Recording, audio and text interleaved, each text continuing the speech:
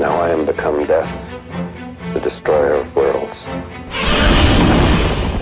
I've had, people, when the 2014 movie came out, like my wife, for instance, who was not a kaiju fan, my wife sat down when I was doing the March of the King, all the movie reviews.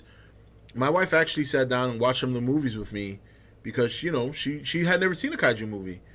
And she watched a couple, and my wife would sit there literally laughing throughout the whole movie. That is the audience you're trying to win. That is the audience you're trying to win. My wife sat there and laughed her ass off watching these movies. And then we watched the 2014 movie, and she didn't laugh as much because there was a certain establishment. There was a certain storyline set. All the cheesy shit was left aside. And so so now my wife appreciates Godzilla enough that she watched the trailer on her own accord. My wife, when that trailer came out and I did the online thing, my wife had went to a doctor's appointment to get an MRI, and she told me when she came home, she said, "Oh my God, I saw the trailer. It looks so good." And this is why, like, people think I'm giving you guys a hard time. I'm not. I'm telling you from someone who sees, someone who has no clue or no interest in this genre, who is now a fan because she saw the 2014 movie and now does have interest in the current movie coming out next year. In fact, you know what? She's right in the other room. Let's honey. Hey, honey. If you saw a modern day Godzilla movie, and the United States built a robot Godzilla to fight Godzilla, how would you react to that? She just rolled her eyes and shook her head like, no interest. No interest. Like, is there any kind of story they could write that would make you believe that there's a good reason to have a robot Godzilla fight a real Godzilla? No. That is the fan base you're trying to win over to generate revenue to keep your Monsterverse going. That's it.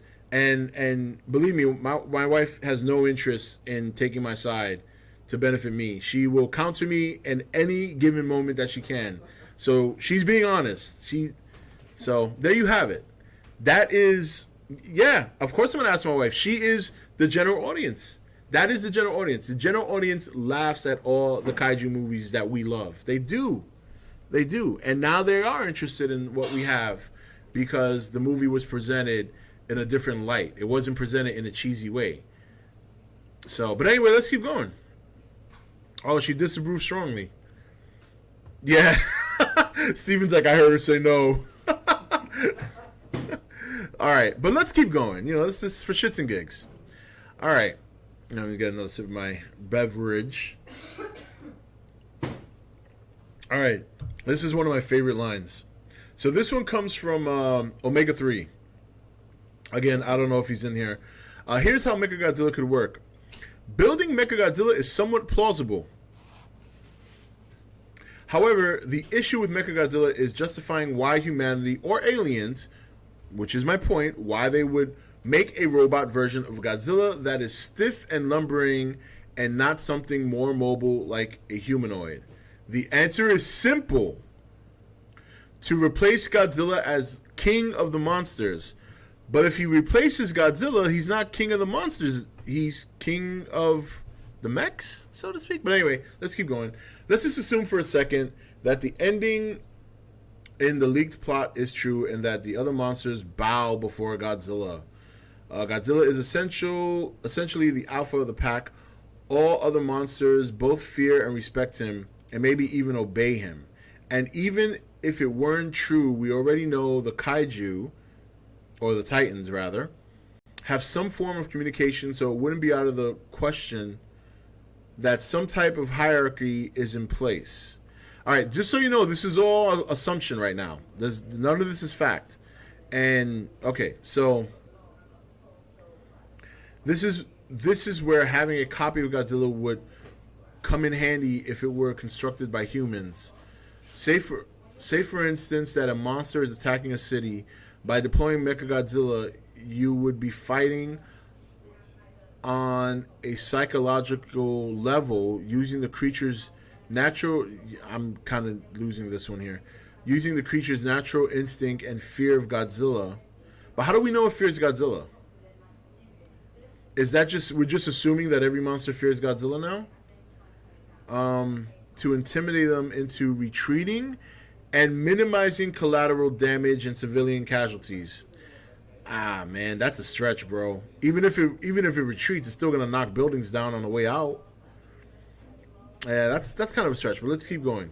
Now, here is the nefarious part of it. If MechaGodzilla manages to kill Godzilla and take his place as king of the monsters, you could become the alpha of the pack and take control of, I mean, this is all based on that plot leak, which is, outside of everything it says on the trailer, it's still very questionable. All right, kill Godzilla, take his place as king of the monsters. Just the idea of MechaGodzilla being the top of the pecking order amongst kaiju is pretty comical. This works for both humans and aliens as an incentive for building MechaGodzilla. And if it is the aliens, you can even have him be a fake Godzilla at first, like in the original 74. Whether or not aliens could work in the Monsterverse is another story. No, they can't. Well, let's see a couple of years from now. But I think they want to probably stay away from the alien stuff. This actually started off okay until you kind of made this pitch that MechaGodzilla was going to be the new pecking order and king of kaiju.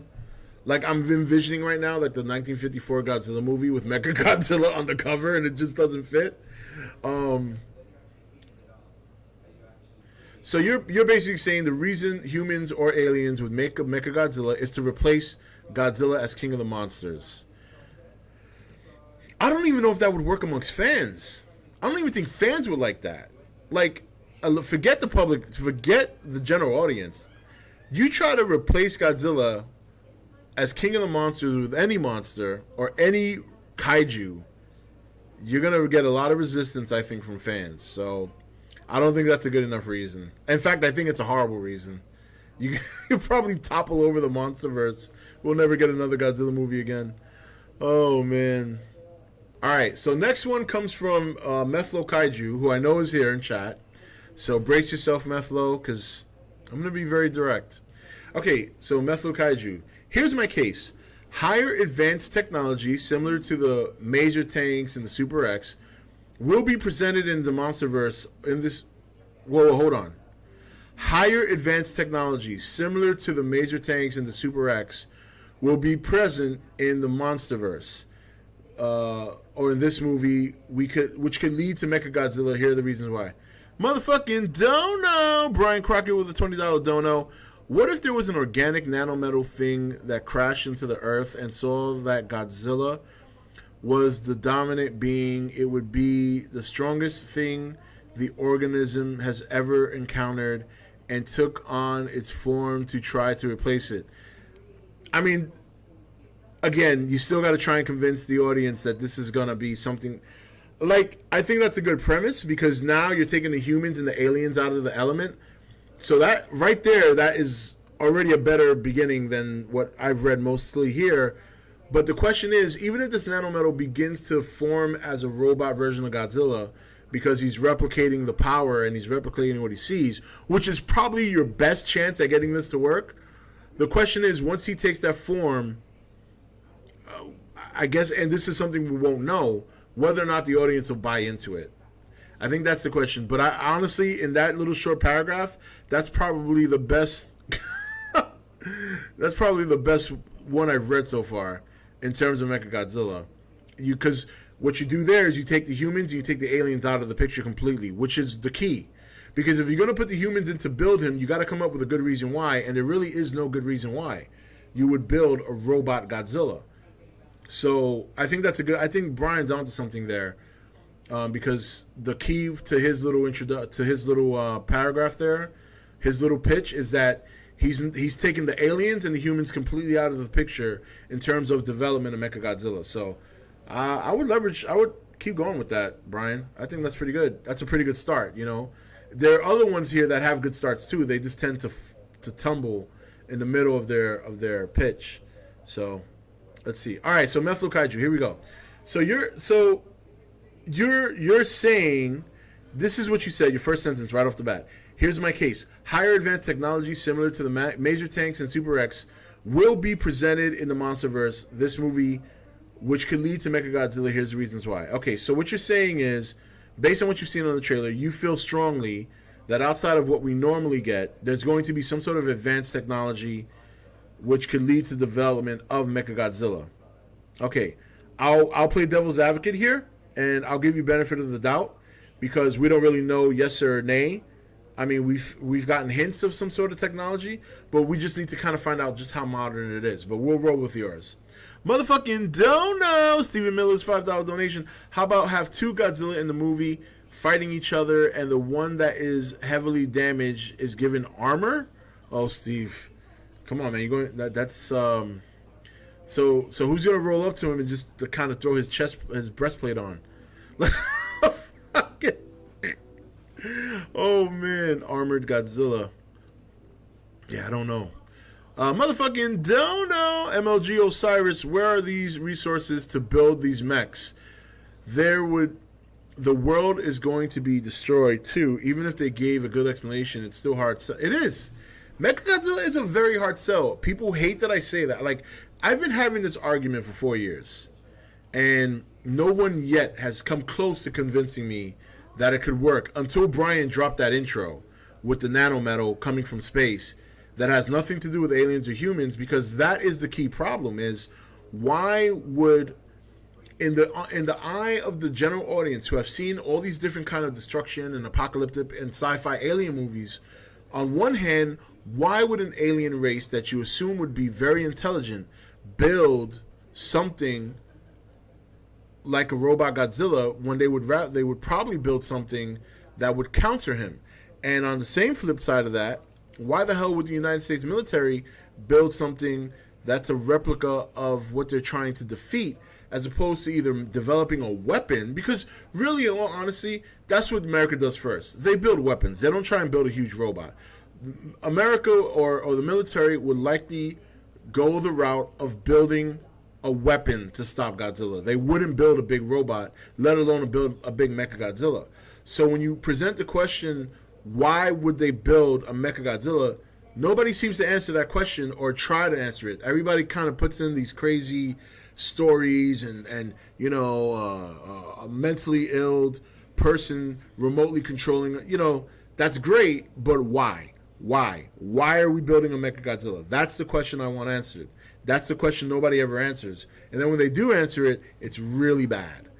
All right, sorry. Let's go with this one. The fact we have... All right, so this, again, we're still with Methyl Kaiju, and I'm giving him benefit of the doubt that there's going to be all these crazy advanced technology in the movie. And he's probably right. You know, the underwater subs, we got that jet that everybody sees. Okay, so here's his reasons. The fact we have Ghidorah is already a sign that Legendary is willing to take some more out-of-place kaiju for the sake of recognition and money. Not my main point, but still wanted to mention it. Okay, I mean, I agree with that.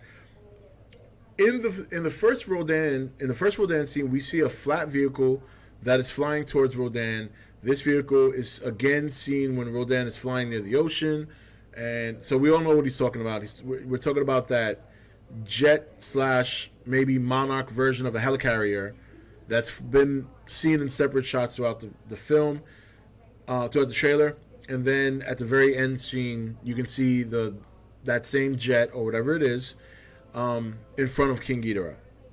In the Ghidorah in the cloud scene, we see a blue light hovering in front. Yeah, so I just referred to that. Okay, so obviously jets, planes, and any aerial military vehicle can't just hover in place. No? Let's find out. Because last I heard, the Harrier hovers in place. Helicopters hover in place. But anyway, let's just keep going. I'm not even going to... I was going to pull up a list of jets and planes and stuff like that do hover in place. But anyway, we'll keep going. Be as large as it is and let alone face King Ghidorah, blah, blah, blah, itself. Okay. This is clearly some Proto-Super X-esque vehicle. Given this, it seems there is some out-of-place technology in the movie, which could lead to even greater out-of-place technology and could pave the way for MechaGodzilla. Not saying Mecha G will be in the Monsterverse, but there's... Okay.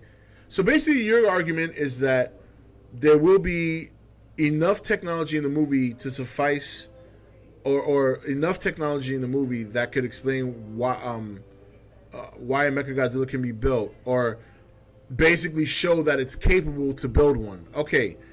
And you're right. Maybe there is. Why are they going to build one? That's the question. Why are they going to build? They have all this advanced technology, just like you said. I'm going to agree with you, even though we don't know all the details. I'm going to agree with you on everything you said here in terms of the technology and the things we see in the trailer. And I'm going to even go further and agree with you that that technology may be capable of building a MechaGodzilla. Why? Why are we building one? See what I'm getting at, guys?